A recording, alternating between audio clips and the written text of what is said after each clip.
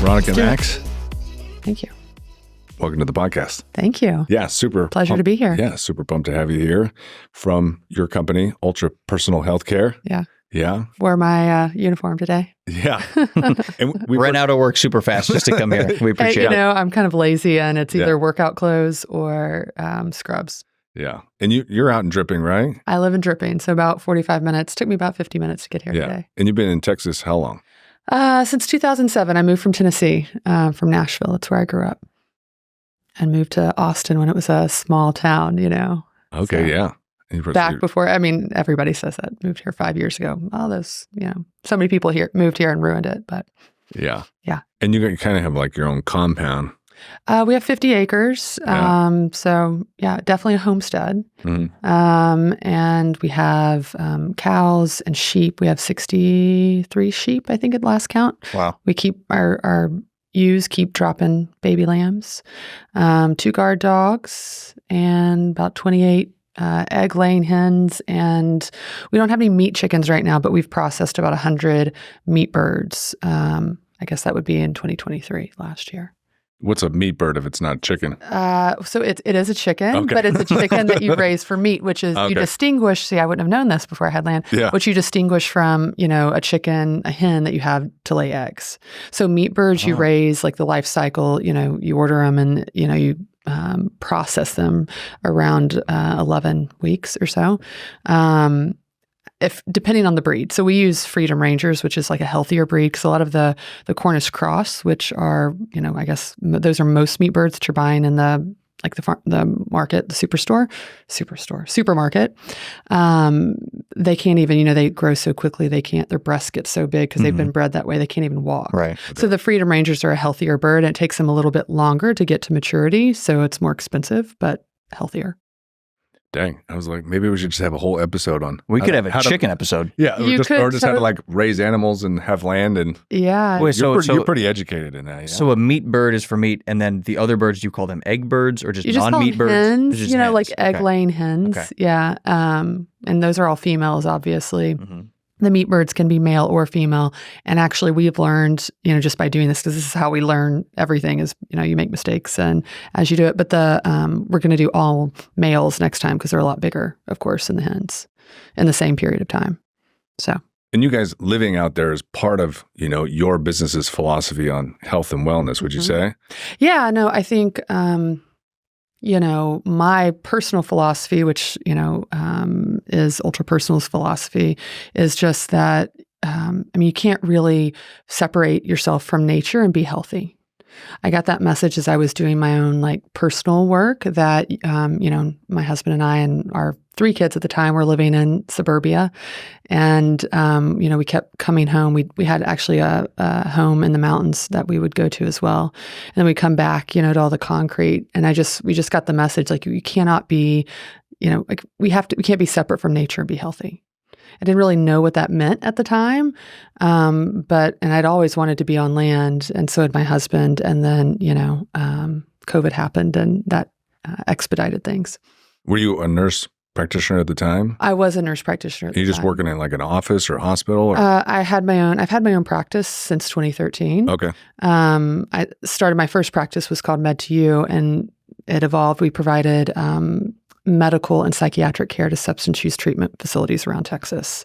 And so that was a pretty big company. And then I just kind of got burnt out on that in 2018, and got out of that, and then started Ultra Personal in 2019, which is, we're basically a concierge family practice, take care of all ages for a monthly membership fee. No insurance is involved in that. And it's very much from a holistic functional medicine approach. Did COVID push you to open that, or was that? No, so this is 2019, right before COVID. Okay, yeah, I can't remember. Yeah, no, it's okay. Yeah, the timelines. No, but of course, when COVID happened, I was like, thank God I work for myself and not in some big hospital system or, where somebody else has power over me. So I guess if the theme for my life and the practice would be sovereignty. Yeah. If you want to. What does that mean to you specifically? I mean, it's having complete, taking full responsibility, radical personal responsibility, and then the sovereignty, the freedom to choose whatever it is that my soul desires, whatever direction I want to go or do. I don't answer to anyone but myself and God. I think with COVID, you saw like a huge breakdown in everybody's psyche. The people that are naturally sovereign already, and then others that just are not. And the ones that were not, I think, freaked out, right? And then we're like, mommy government, please save me, right?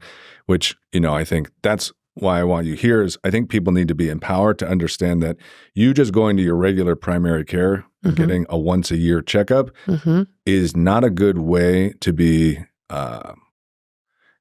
an advocate for your health. Yeah, sovereign in your health. Yeah. Yeah. And that you need to be responsible, like you're saying. You need to be a sovereign being. Well, see, that's the thing. You don't get one without the other. You don't get sovereignty without a lot of responsibility. Yeah. So I would say, for instance, like full sovereignty with like children and schooling is to, in order to really have sovereignty, you've got to be responsible for your child's schooling. So probably like that would entail homeschooling or, that level of responsibility, right? And not everybody wants to do that. And there's, different layers to that, which we could talk about a little bit. But absolutely, with your health. So that means that, right, you, if you're going to take responsibility for your health, that you got to go to the gym, you got to make sure that you're outside, that, look at what you're eating. You can't just kind of walk through life like a zombie and expect to be healthy.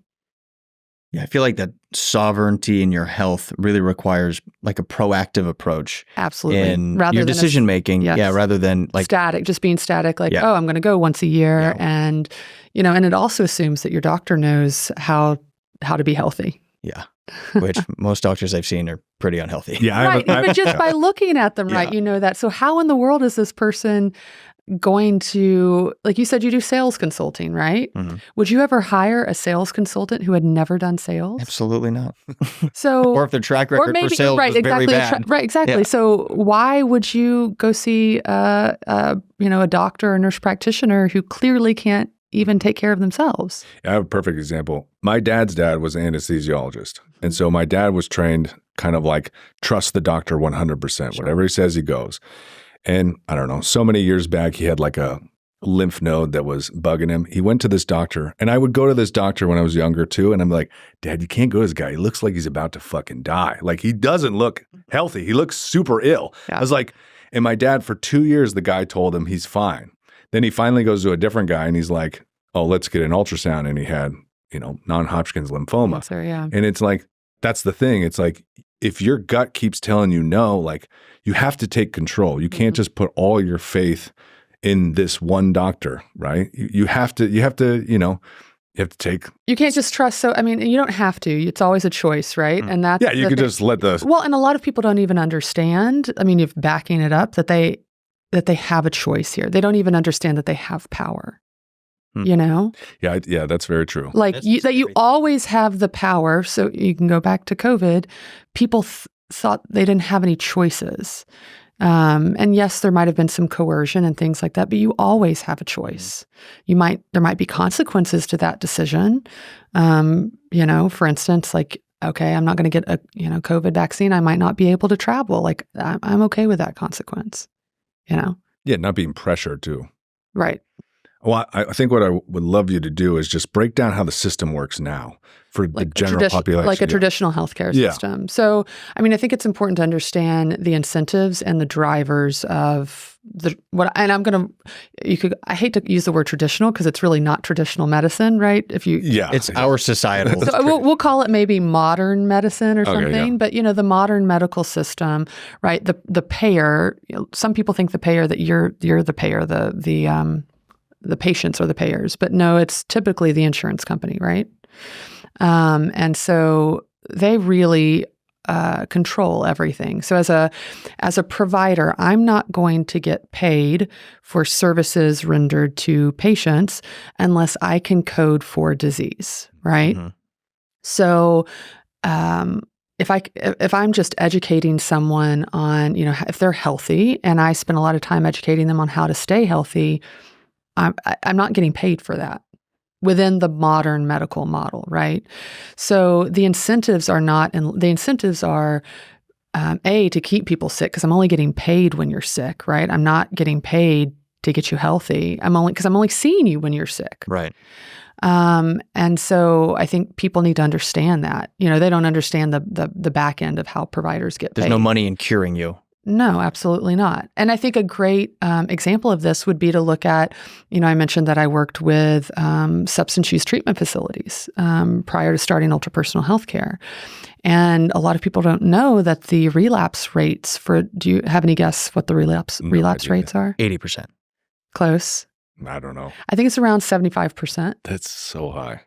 And so they're not at all incentivized to get people well. And I was just shocked. Of course, I was doing my piece with like the medical part and the psychiatric part, and assumed that you just knew what they were doing. Most of the places in Texas are 12-step based, which if you don't, I don't know if you know much about that. Right. There's really not much about trauma in that. They don't really address trauma. You think that's the main flaw of a 12-step AA program? Yeah, I think the primary, as far as the research that I've read on it, the primary benefit of AA is the community aspect, right? That is beneficial. But so much of it just like will your way through this. Let's look at the root cause. That's always what's the root cause of any physical or emotional issue, right? And if you look at something like substance use, I think that's pretty clearly trauma. Is generally the root cause there. And that has to be addressed or people aren't going to get better. And so I actually went to, I started reading about MDMA-assisted psychotherapy when, the studies started coming out on that. And I took that research to the CEO of several facilities in Central Texas that we were working with and said, gosh, look at this, can you believe this? Is there any, and is there any way that you can incorporate this in what you do? What was some of the research saying? Just basically the PTSD. Basically the PTSD cure rate with MDMA-assisted psychotherapy was something like, and gosh, it's been so long since I've looked at that research, like 80% or something like that, which is just, that's just unheard of with any type of condition in the medical field, right? Mm-hmm. And she wasn't interested in that because it was a drug, right? Because they were, no substances were okay, right? And so that just like blew my mind because here they are, they have, it's just like a revolving door, people coming back in, but that's how they're making their money. So they weren't incentivized to get people healthy. It's crazy. It's almost like the people who are in the lower levels of this, like this person that you talked about, they're not the ones making the decisions up high, but they're almost so bought into the Kool-Aid of their process that they won't acknowledge new things that could be helpful. They're just so bought in, and then they don't even agree with anything. Yeah, they're not even they're not thinking critically. Especially something like 12 steps and abstinence only, which is very like with the blinders on, like you just got to white knuckle it and put your head down and and she's an executive. She owned, owner and CEO of the place, but and she was not a bad person. Totally. But yeah, it just wasn't part of the narrative. Sure. That was part of her community. Yeah. And I have a lot of friends that have gone through 12-step and are in sobriety, and they, they're so gung-ho, they love it. And I think, like you said, the community is the community big aspect. that they love. The people exactly. make a big difference. Right.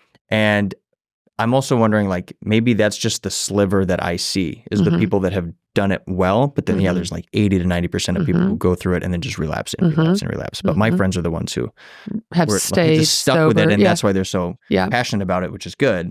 But it's discounting this other 80% of because they have. Well, that's right, because they have to stay in the community to stay sober. Though. Totally, yeah. And if they're falling out of the community, that's when they relapse. Yeah, makes sense. So it's like a Band-Aid. It's not actually getting to the root. Yeah, exactly. Which is to find, delve into the psyche and find whatever it was that, sometimes it's conscious, sometimes it's not conscious that happened, and addressing that, healing from that. I had another question that I've been thinking about a lot lately. So all the different doctors from oncology to just your primary care, they're not dumb people, and they are smart and they're educated and they went to schooling for a long time. And they probably clearly see that it's very limited scope in what they can help people. How come more of them don't just say, this is ridiculous? Or it's just they get so far in 5-10 years, they're like, oh, this is just the way it is. Like, why? Because you must be like, what? Like, well, that's like you started your own practice because you think this is ridiculous, basically. Right. I mean, I think when you look at any field, right, the more specialized you get, and this is very true in medicine, the more specialized the doctor is, like maybe they're a neurosurgeon or a reproductive endocrinologist, right, the more narrow-minded they get. Oh. I mean, if you look at like COVID, I don't know how many people you knew that just bought things hook, line, and sinker, right? Those were typically the most intelligent people. They're people that spend all of their time in their head, and that's not really where truth is. Truth lies in your body, in your soul, your whatever you want to call that, but it's not in your head. And so it requires a connection to self. And really, in order to discern truth, and in order to, go looking in, other fields. I mean, I think, for instance, really very specialized physicians. I mean, they just, again, their head's just so down and looking at their field that they don't see, that there's something outside of that. Yeah, and you talk about emotional work being a big part of being healthy. Can you talk about your own experiences with that with yourself? Yeah, it's a great question. I think that, I've been in therapy for the last, since 2013 or so, actually, when I met my husband. He kind of sparked that. It's really kind of a funny story. When we started dating, actually the first night that we met, he was asking me all of these questions, about my dad, my mom, my family, and he'll tell you when he retells the stories, I was like sitting on my hands and super uncomfortable. But how I recall it, I was kind of anxious, and now that I recollect, but I was also very fascinated and connected. I was. This guy's super interested in me. Nobody's ever asked me these questions, So it was a weird, it was a weird feeling. I was both anxious and, very much engaged. And so then I realized, oh shit, the next day I was like super anxious, I was like, I have clearly there's some issues here that I need to address. And he had shared that, he'd been in therapy and,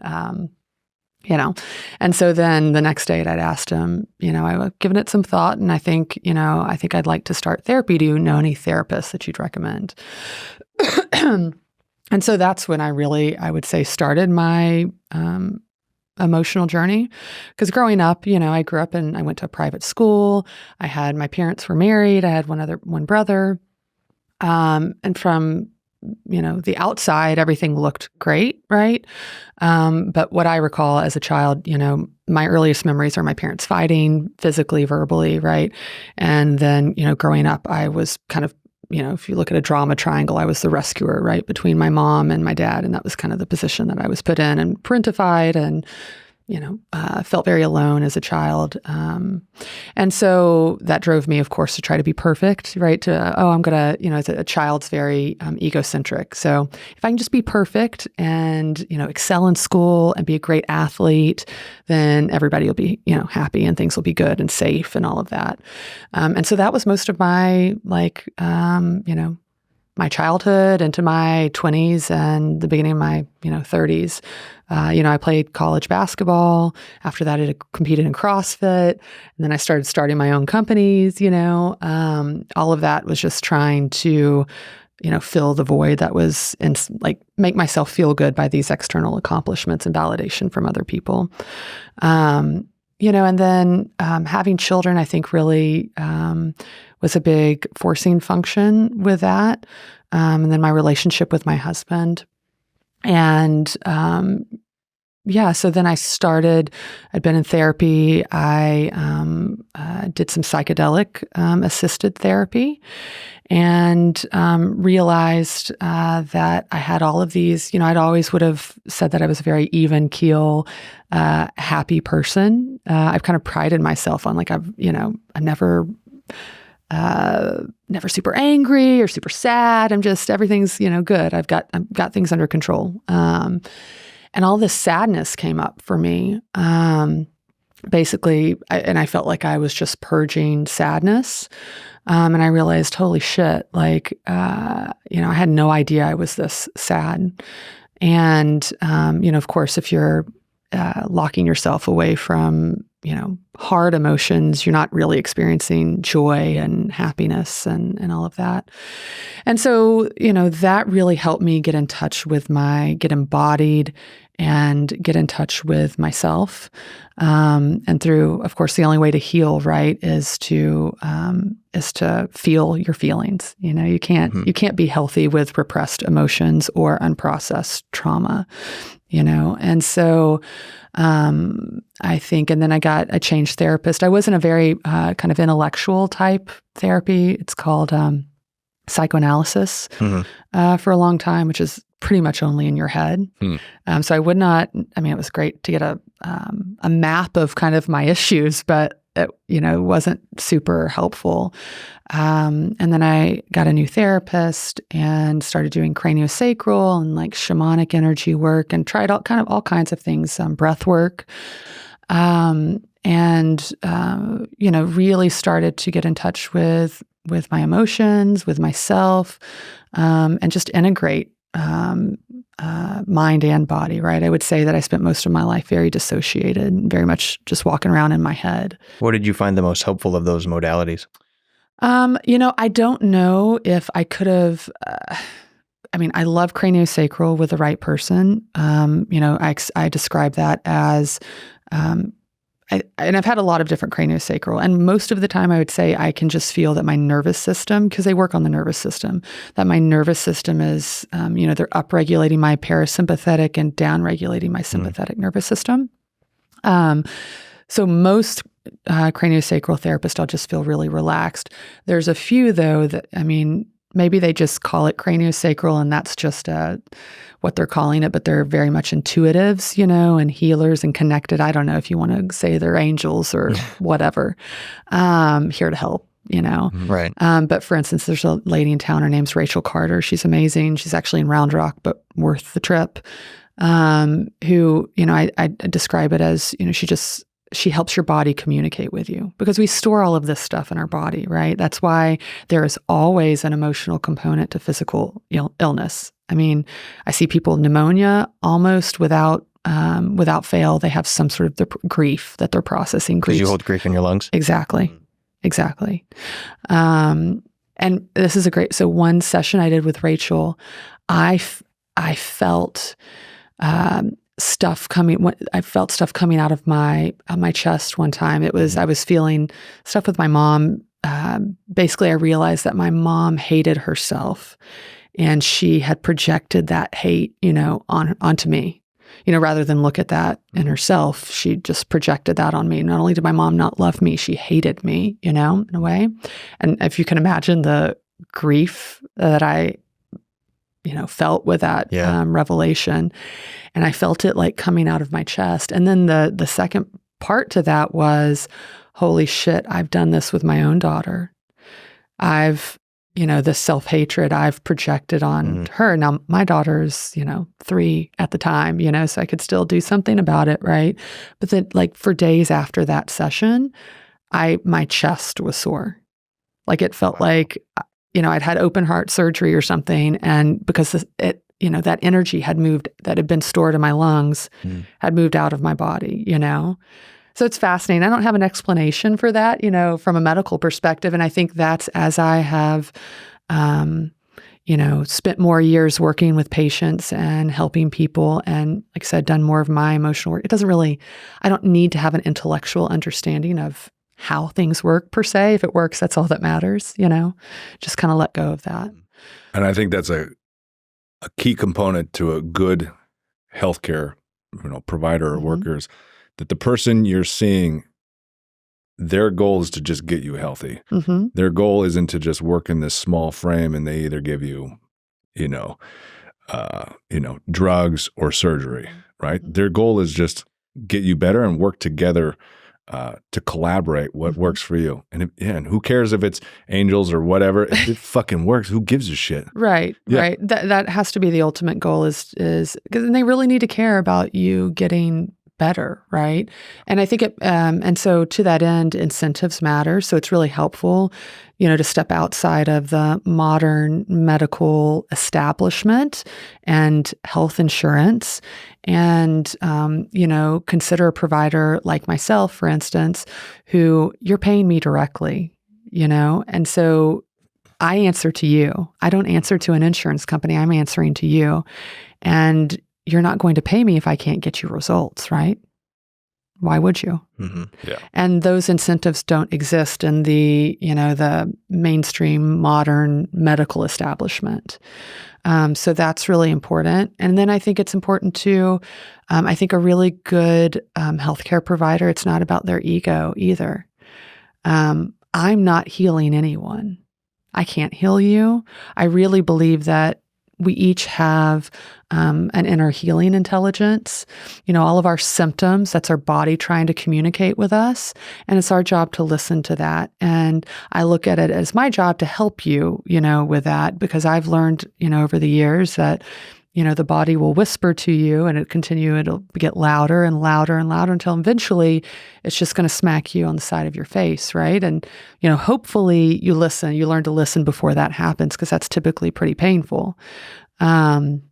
But really, I just view it as my job to sit with someone and to listen to them. And I can tell you, most of the time, they're going to tell me what's wrong with them and how to fix it. They tell me that. I was sitting with a patient. I had a new patient yesterday and we were talking about, one of the questions I always ask about on intake is, we go through all kinds of lifestyle stuff, and I ask about light environment, for instance, and how much time do you spend inside? How much time do you spend outside? What do you do? What technology are you on during the day, et cetera? And when she was talking about being outside, she really lit up. Yeah, I feel, I'm only spending 30 minutes a day outside, but gosh, I feel so much better when I get a lot of sun, It's like, oh, that's interesting. And it's fascinating if you just slow down and take my own ego out of it and really, really listen to people. Like I said, almost without fail, they'll tell you what's wrong and they'll tell you how to fix them. Yeah, when you said that, I was curious, do they tell you with their words or are you paying attention to reading between the lines? It's both. Okay. But oftentimes it is actually with their words. They don't realize necessarily what they're saying in the moment. Sometimes they do. Sometimes like, oh, yeah. Usually they don't realize it, but I see it, Which is a radically different experience than a normal primary care. I went to one 2 years ago when I first got to Texas, and 5-minute window. That's all you get. Not looking at me. I tell him a couple systems. You can already tell in his mind, he's like, he doesn't know what the fuck he's talking about. Writes up a bunch of tests he wants me to do. Then I'm like, bro, that's not it. Like, I know my body. I know my fucking body. Right. And I'm like, this is ridiculous. I'm like, why did I even come here? I haven't been going to these guys in so long. Why did I even think? Yeah. It was just an interesting reflection being with like a normal primary care, blah, blah, blah, in so long. And I was like, what am I doing? And I'm not a fan of insurance either. I think maybe it's because the benefit of being entrepreneurs. Yeah.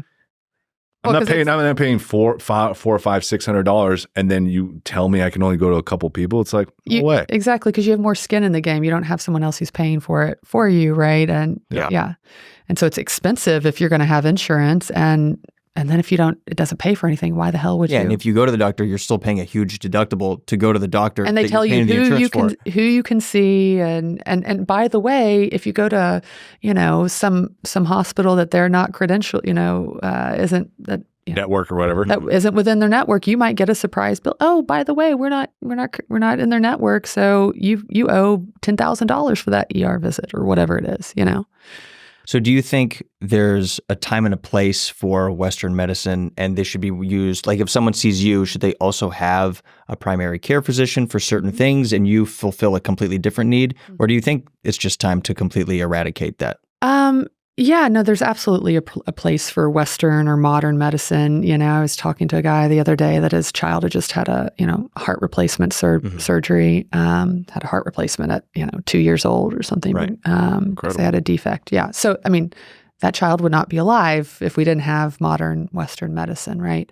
Where modern medicine fails is, the prevention of chronic disease, and so I would say, I actually, I do primary care. So if you get strep throat or you have high blood pressure or high cholesterol, like I take care of those people.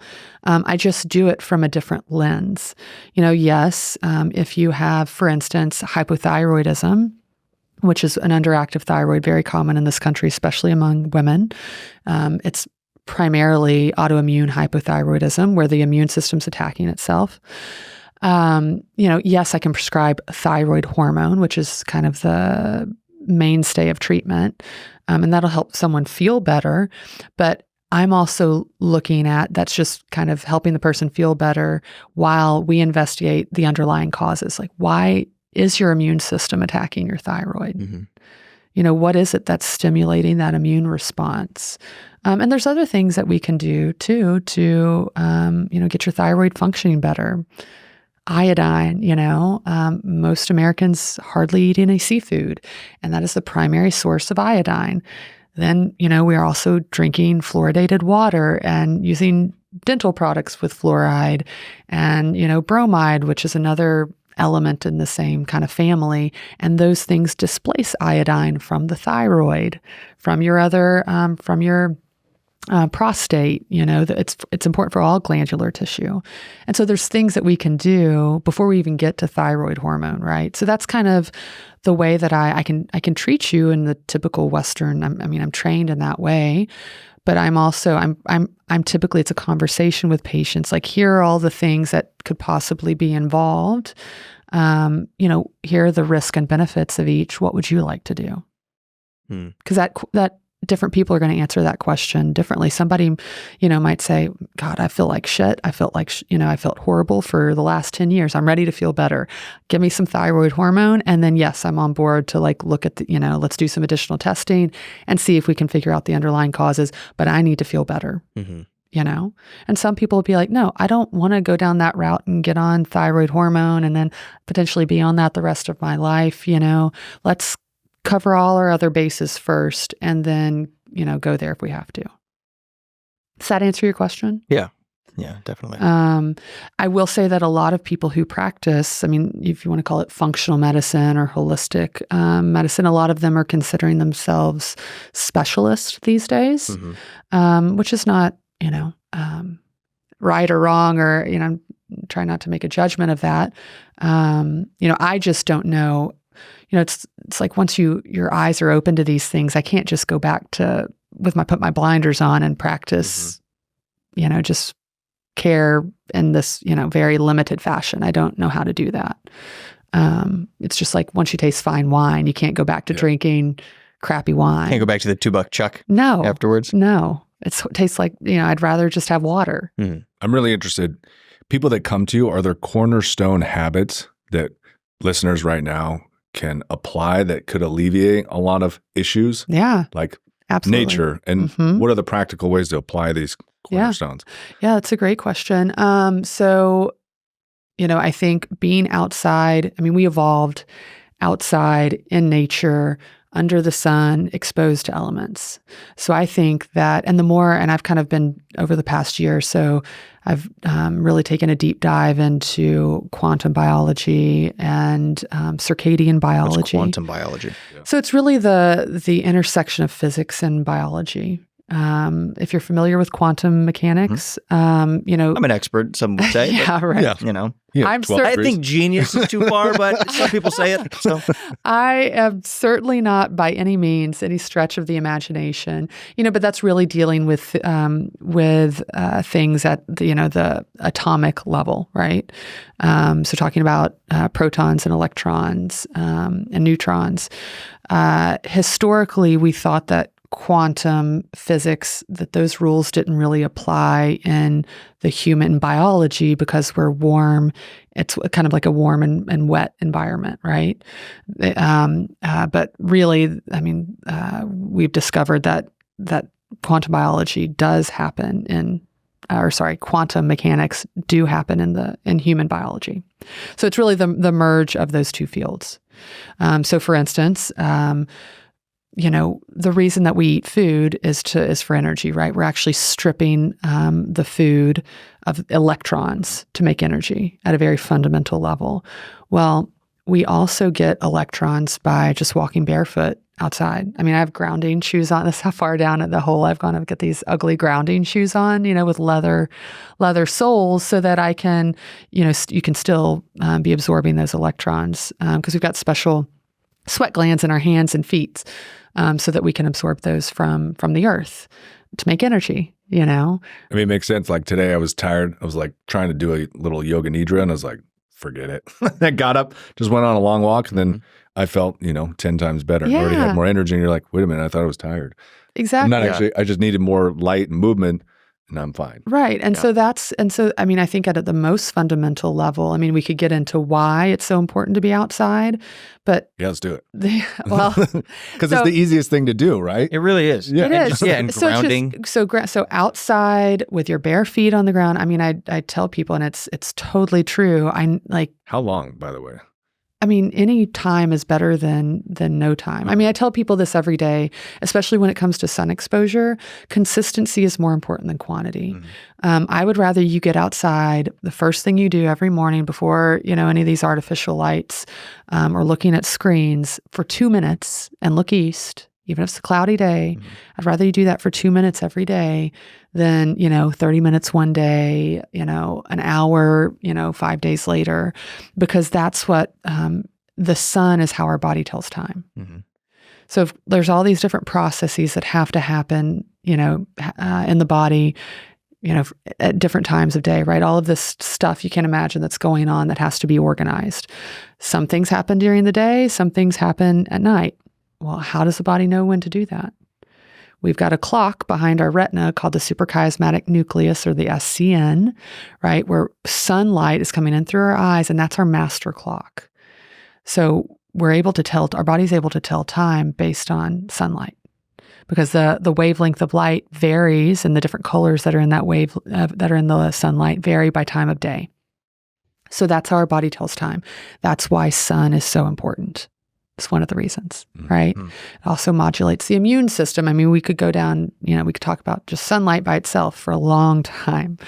And then complete darkness at night. So actually, if we're going to say the most foundational thing, it's making sure that you're getting sunlight during the day as much as possible. First thing in the morning is really important, but just, people say how much? As much as you can possibly do. Taking light breaks, even just cracking a window if you're working next to a window, whatever you can do. And then second to that would be having complete darkness at night. So at sunset, either trying to get off all your screens, turn off lights. Yes, red lights would be a better option. Firelight, candlelight would be better at night. But all of that, even red light does interfere. It just doesn't suppress melatonin like blue light does. So just trying to get as dark as possible at night, having complete darkness, because that's also important. That's needed because blue light suppresses melatonin secretion, which should happen in the evening, right? So getting that right, because if you get your daylight, your sunlight, and your darkness at night right, then that means your melatonin and cortisol are going to follow their normal patterns that they should. So cortisol should be elevated in the morning. That's what gets you up, gets your blood pressure up, gets you moving and going for the day. So cortisol should be elevated in the mornings. It should be low in the evenings. Melatonin should be low in the morning and elevate in the evening, right? So if you have, and so those two patterns are basically opposite to each other. And all of your other hormones are going to be based off of that. So if that's out of whack, you better believe your sex hormones are going to be messed up and your testosterone is going to be low. And you better believe that your thyroid's going to be messed up. You're going to better believe that your leptin, you're going to have problems with leptin, which controls energy expenditure in your body and is elevated in everyone who is overweight and has problems with obesity. How do you run this with your kids and family at home? Is there like a protocol? You're like, all right, we're shutting this shit down. So, and that's hard. And that's, and getting my... There's life, right? So. Well, there is. And I'm still working on this in my life, getting my husband on board with it. Because all my kids have blue blockers. They don't wear them all of the time, but when I see them. So I do have a rule that, overhead lights go off at sunset. Nice. Do they use iPhones? No, my kids don't have any device. I didn't remember how old they were. Yeah, so they're 9, 7, 4, and 2. Too young for phones. Well, they're not, though. We can talk about that a little bit because my philosophy on that's changed. It changed initially because of behavioral responses that I saw. Mm-hmm. And then now that I know what I know about light and circadian biology and quantum biology, I'm like, I'm trying to figure out ways to eliminate as much as stuff as possible. Well, the reason I asked was iPhones have a blue light blocking they do feature. Have, mine is on 24/7. And you can even that's awesome. And there's cool, and there's all kinds of things you can do. We just press a button. There's apps you can put on there to make your screen red and all of that. There's things you can do. But no, so overhead lights go off at night. I've put in, light bulbs that don't have any red light or blue light in them. Nice. In their rooms. So we're still working on that. But they do get tons of time outdoors during the day. The school where they're at, they're basically outdoors all day long. And that's really important. And there's research that has shown that, the more time you spend outside can kind of offset some of the light that you get at night.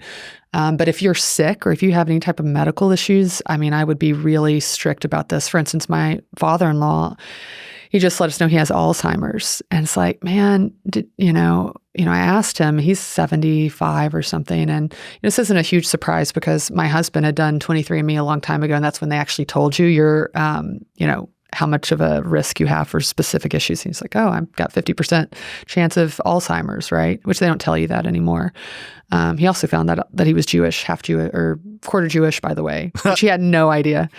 So that's another story. But so I asked his dad, I was like, listen, did your doctor talk with you at all about how you can reverse, stop progression and reverse this?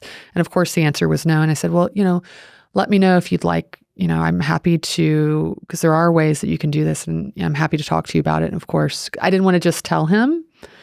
And of course he never asked. He's in that generation where, I don't know. I could go off on that Alzheimer's. I have a family member also with it. And working with an Alzheimer's doctor, they don't do shit, to be completely they're frank. just experts in the medications that are available. Which don't really work at all. No. And then just every so months they scan they don't your brain.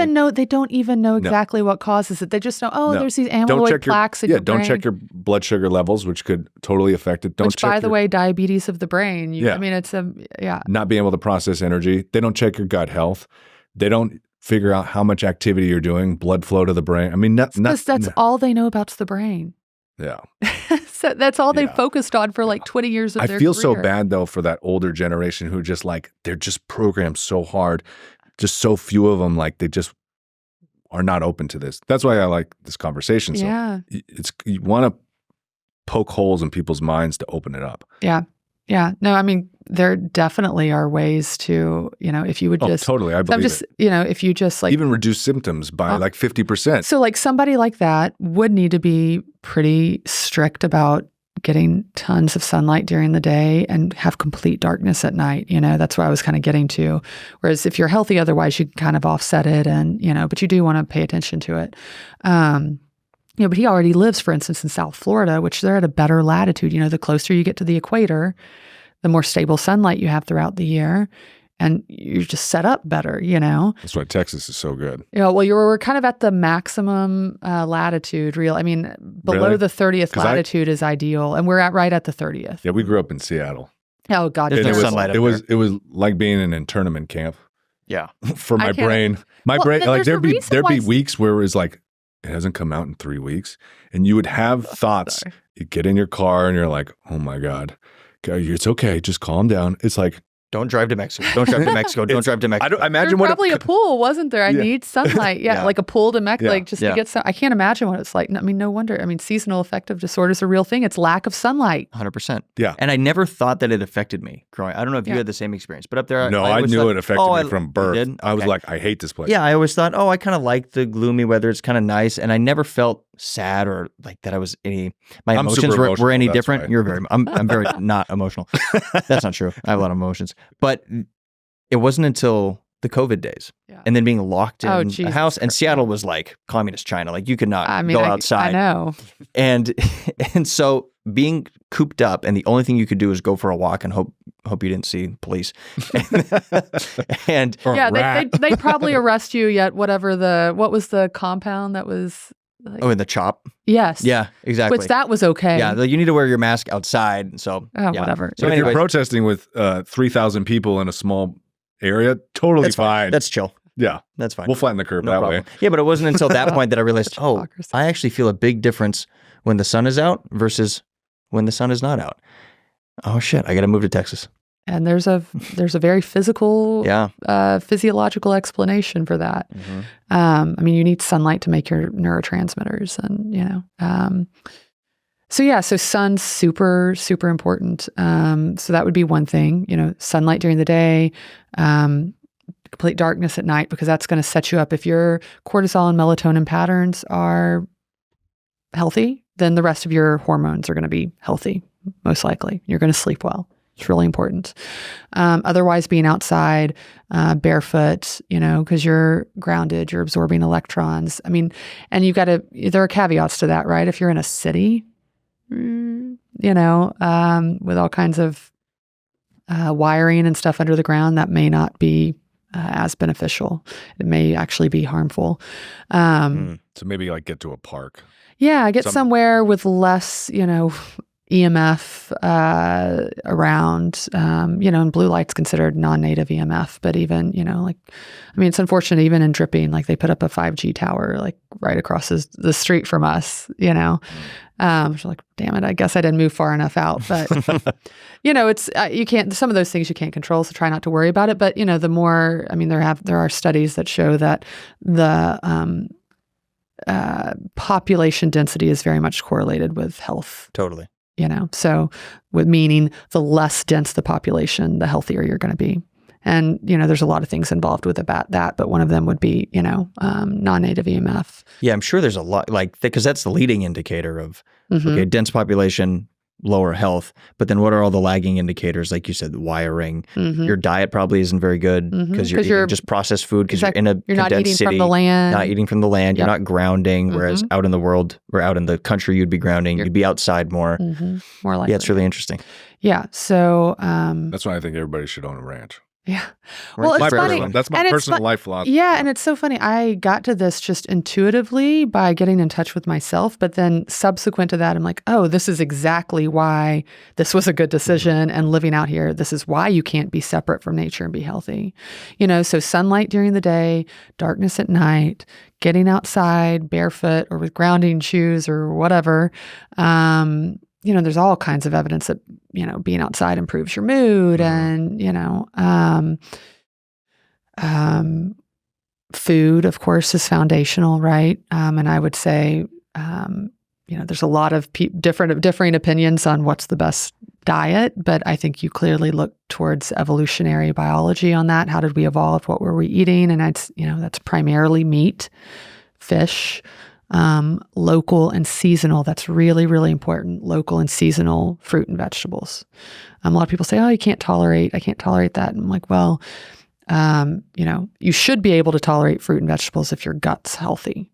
If you can't, that's a good sign that if that triggers autoimmune issues in you, like eczema, et cetera, that's a good sign that you've got some sort of gut health issues that need to be looked at. But local and seasonal is really important because our food, plants, absorb light. And funny enough, our bodies can distinguish, our mitochondria actually can distinguish whether that food was grown under the same light in which we live. And if there's not a match with that, then that creates chaos in the body, which that's inflammation. So if you live in the Northwest per se, and you're eating tropical fruits. Bad idea. What? Especially during the winter. Bad, like a banana from, Brazil, in Seattle during the winter is not a great idea. What do you eat when you live way up there? That would potatoes never grow forever? there. In Seattle? Yeah. A lot meat, of fish. Meat and fish. Well, yeah, meat and fish, but if you're going to eat fruit or vegetables as well. Well, it would be so during the summer. So, and that's another thing that we could talk about is, ketosis, seasonal ketosis. Our bodies have two pathways to make energy. Glycolysis, which is burning, carbohydrate and sugar, and ketosis, which is burning, ketones and fatty acids. We're born into this world in ketosis. So if we have both pathways, we probably need to be using both, right? Because there were periods of, we're kind of designed so that we can survive periods of famine, or say, there's a lot of carbohydrate in the form of fruit and vegetables available during the summertime, but at a lot of latitudes, that's not available during the winter, right? So there's probably spending more time in ketosis in the winter. Just running on like animal fat Interesting. and meat. Makes sense. All the vegetation's shutting down. Exactly. Yeah. So it makes sense to, again, and that's about, that harkens back to just living with nature, and I could, talking about meal timing, making sure that you're only eating while the sun's out, and that's going to change during the time of year, like right now, the sun sets, 6, probably 5:36 with this latitude. Pretty depressing. Yeah. I like it, summertime where it's light till 9 p.m. I mean, Seattle was 3:30. I can't imagine. And it was already dark. Yeah. You wake up dark, you go to bed dark. It's just a tint change. Yeah. It goes from light dark to dark dark. I would never. It's brutal. For numerous reasons. That's why everyone up there is addicted to caffeine. At least I was, because it was like, I felt like I could never get any energy from anything. Yeah. I thought you were going to stop when you said everybody up there is a dick, and that was also going to be accurate. I've actually never been to Seattle, so I can't. It's fine. You don't need to. Okay. Trust me. It was just too hard to get to. It seems like there's no direct flights from here, at least. It's for your own good. Yeah. It's keep it that way. So you think going to like more farmers markets better because it's already presenting to you what's in season. Exactly. So I always kind of like felt you don't have to think about it. Yeah, you're right? like, It's here's the meat, here's the veggies. Oh, that's not here. I'm not going to buy it. Right. And, and that's can be hard, and so any processed food, right, that's made under artificial light, like these lights that we've got here. And, so that's going to create an issue with inflammation in our body.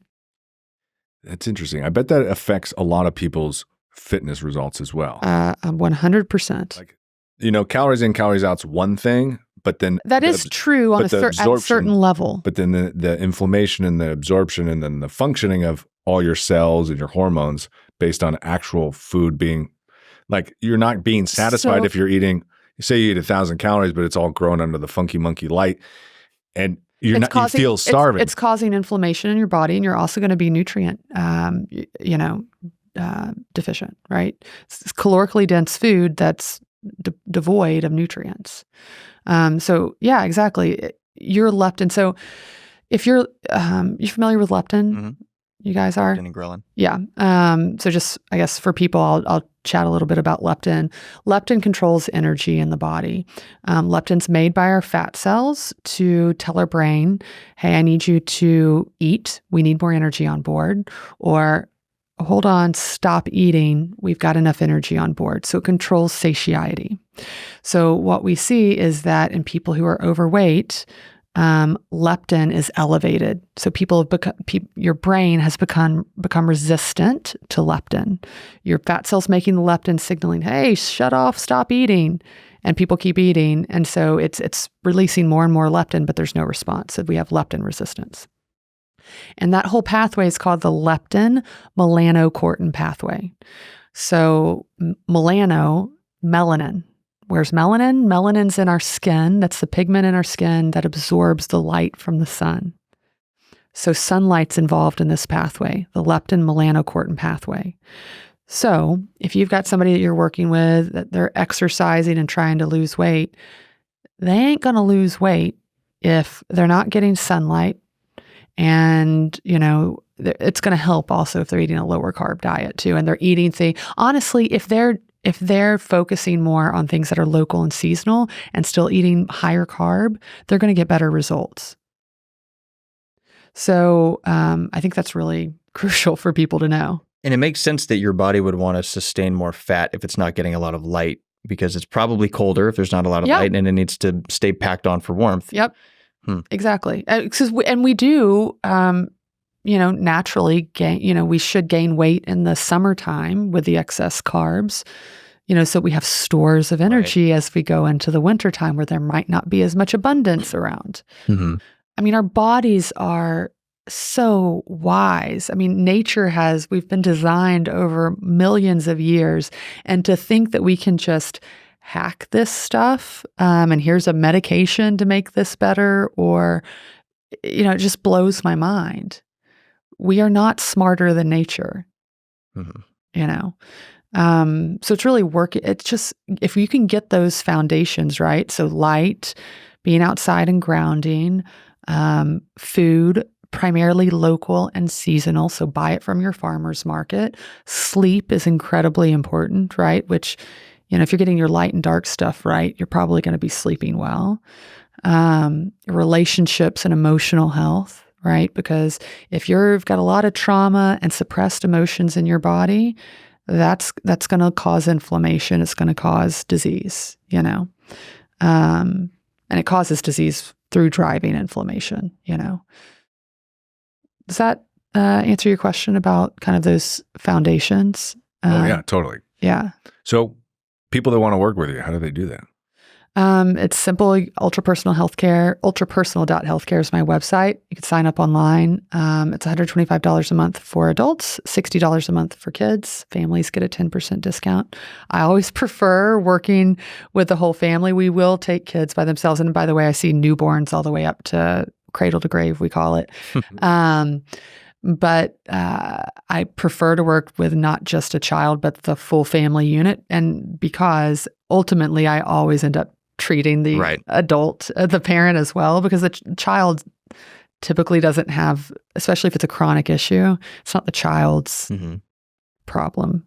It's a manifestation of the environment. And they're mimicking the habits of the parent anyway. They're mimicking the habits, or it's as a result of what they're growing up in, which is, which can be hard.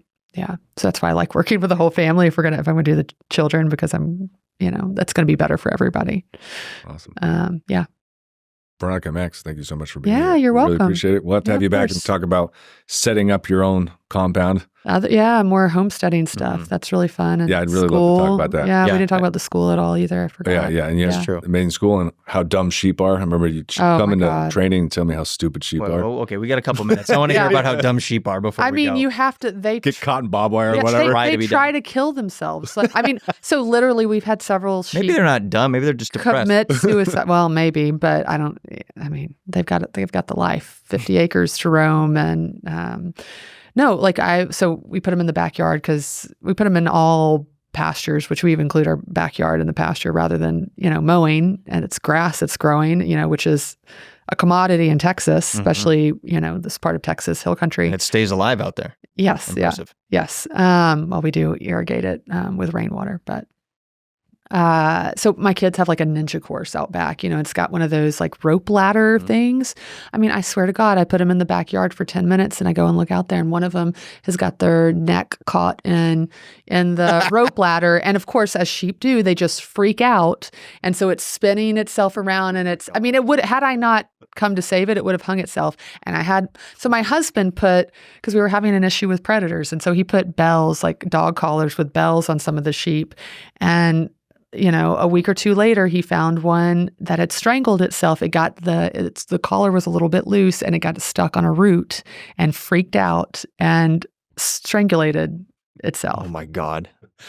So that, I mean, they literally, you have to keep them from killing themselves. It's a full-time job is keeping your sheep alive. It really is. Our life got so much better. When we finally got some good livestock guard dogs, Nice. that those are worth their weight in What gold. kind of dogs? What breed? So the best one that we ever had, we only had her for 6 months. We adopted her with a herd of sheep. Her name was Tammy. She was an Anatolian Shepherd. We did not lose one lamb. So before we had good livestock guard dogs, we lost probably 50% of the lambs that were born on our property to like coyote and domestic dogs. Even we had some dogs that killed our own lambs. We had to get rehome. Because once they kill, it's over. Right? Well, they just have such a high, like we had a Catahoula mix, just a really high prey drive that we didn't have the sheep but a week, and she had dug under the fence and killed like 3, and she wasn't going to eat them, and then some dogs, we had another dog that was an Anatolian actually, which is, the breed's great. They're livestock guard dogs, but we had adopted him and he'd been raised with people, and, so he just didn't have the feel for that. And he was just playing with the lambs like they were puppies, and you can't do that, and so he killed several. So an Anatolian Shepherd was the best one we ever had, and then she died of old age. And then we got just adopted another one who's a Anatolian Shepherd Mastiff mix. His name's Thor. He's so sweet. Huge dog. He's 120 pounds. Whew. He's the sweetest thing though with my 2-year-old, like he loves the kids. And then it's just another one we adopted from, Kyle Kingsbury. They've got their own ranch. And they had this dog that it was a male that was not getting along with the other males. It's a small male and was trying to act like, so we adopted him. His name's Zeus. He's kind of shitty compared to Thor, because as soon as Tammy died, we didn't lose one lamb in 6 months. As soon as Tammy died, we lost 3 lambs in the week after. So then we got Thor and we haven't lost any. So now we have Zeus and Thor, which is just funny that we're just named. We didn't name them, but we have 2 gods that are dogs. Oh, that was a coincidence? Yeah, it was a coincidence. Oh, shit. Yeah, I know. So that must be meant to be. Yeah, 100%. definitely. Yeah. All right, Veronica, thanks for being here. Yeah, likewise. Thanks for having me. Thank you. We'll have you back soon. All right, Awesome. guys, we'll see you later.